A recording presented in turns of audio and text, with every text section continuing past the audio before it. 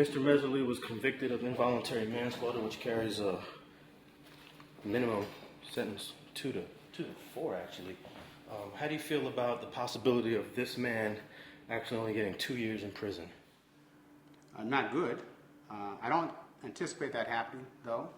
I believe that given that a gun charge, use of a gun was found, that he will get an enhancement. So I think his minimum total of imprisonment will be 5 years, and it could be a maximum of 14 years. Now, how do you feel overall that the jury pretty much skipped over second degree, skipped over manslaughter, and went straight to the involuntary manslaughter after 6.5 hours of deliberation? Not very happy about it. I believe that the involuntary manslaughter is not consistent with the evidence that we have seen.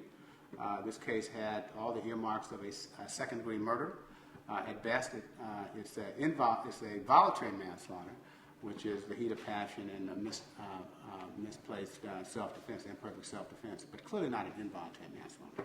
So in that sense, a small victory, but not a great victory in large measure because, in fact, it is not consistent with the evidence. And essentially, he gets off in a way because anyone who commits that kind of offense gets second-degree murder. They get 25 to life, maybe. And so he gets a maximum of 14. So I'm not happy about it. He was taken into custody. He was remanded by the judge. Mr. Raines tried to make a request because of his promptness and all the other, I guess, dates of court. He was always there, never doesn't pose a flight risk. How do you feel that he was remanded today, Mr. Mehserle? Well, I think that was an appropriate thing to do. It was important for us, the family members, to see that the judge was taking this serious. This is a homicide. A person can go to state prison. And it doesn't matter that he's been on time any previous time. The circumstances were different. He had not been convicted. So it's entirely appropriate that he was taken into custody after the conviction was rendered. I think it also sends a signal to him, Mr. Mehserle, that he's going to state prison.